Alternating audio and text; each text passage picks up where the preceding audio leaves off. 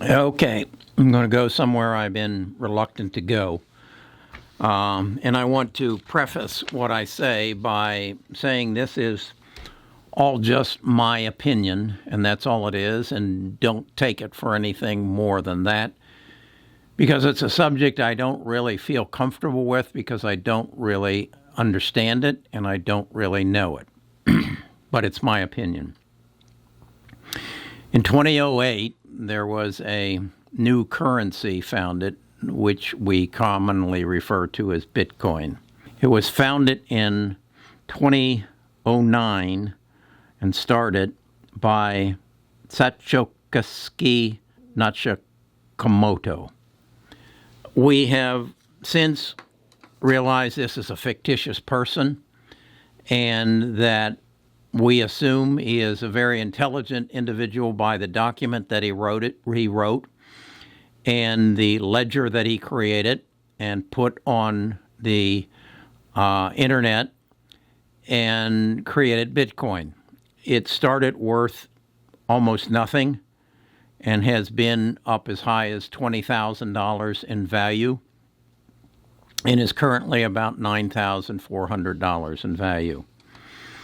My personal opinion is that this is the best pump and dump ever created by man.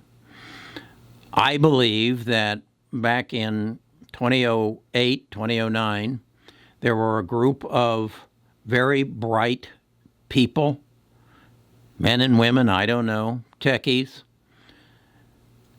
drinking tequila and smoking some weed, and came up with the idea, I'll bet you we could create a currency out of thin air and put it out there and people would subscribe to it.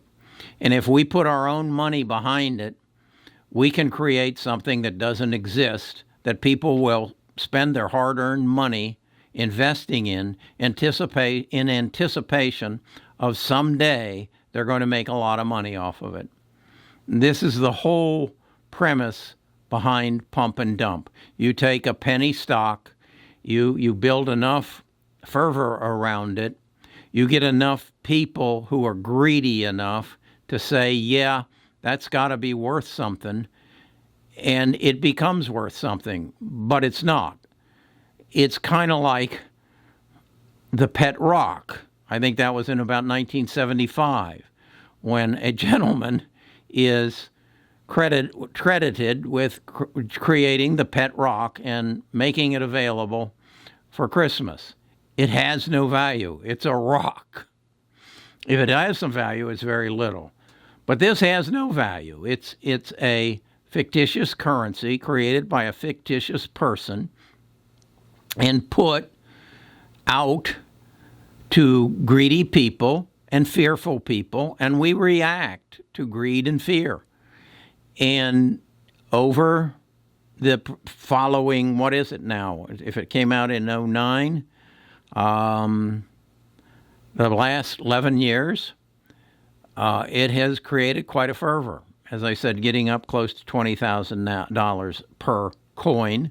And it's got a whole rigmarole built around it. And so then I got to thinking, okay, what if in 2009 I was one of the people who jumped in and bought Bitcoin at its inception? How would I have done? Well, again, I would have paid next to nothing for it, and it'd be worth $9,000 today. So I said, okay, how does that compare to other investments that I might have made at the same time? So I ran a comparison graph with it against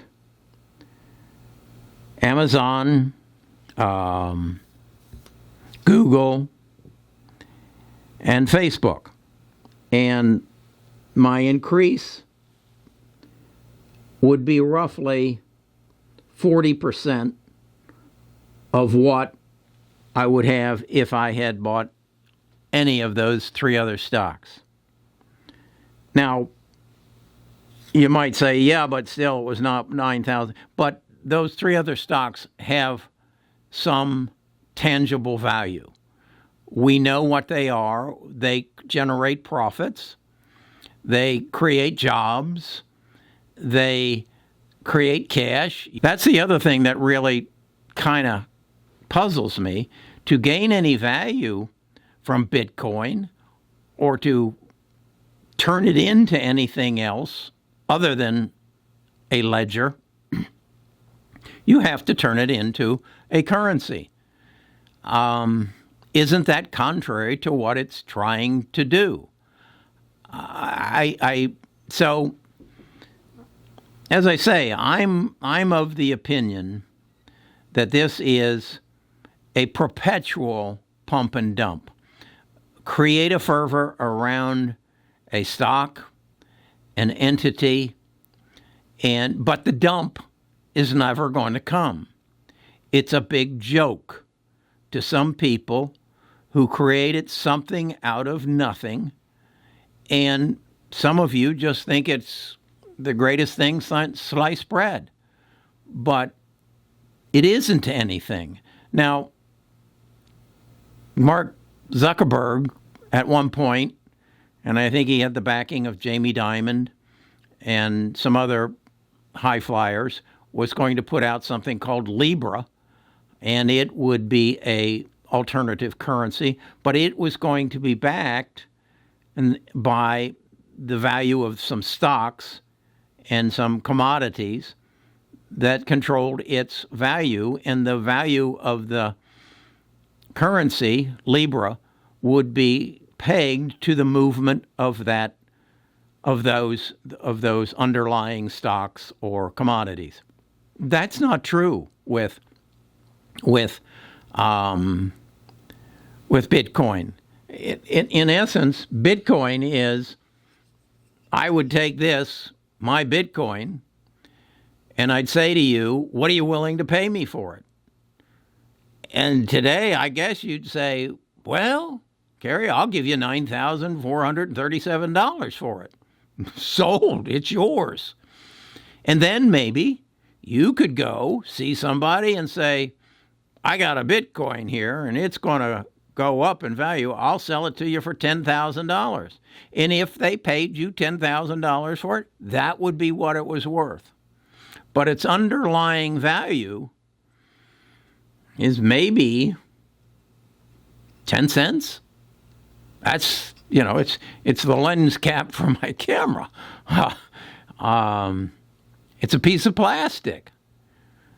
I don't know that Bitcoin, I don't know, and I wish you would tell me, is there such a coin that you can get? And what's it made out of? I see pictures of these Bitcoins. I'm not a big on gold.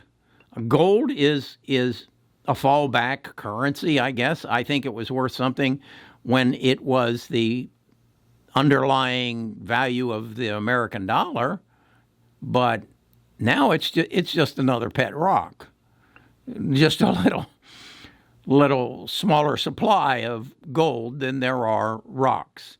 So that's my take, and I don't want this to be my last video on Bitcoin, because truly, this book I'm reading, Life After Google, that had 2 chapters on it, is written by a very intelligent man. I can tell that by when he's talking. 40% of the time he's talking way over my head. He's a very intelligent man, and he seemed to be of the opinion that Bitcoin had some intrinsic value and was in fact something that everybody should invest in. So what I'm saying, challenging you, is prove me wrong. Convince me I'm wrong.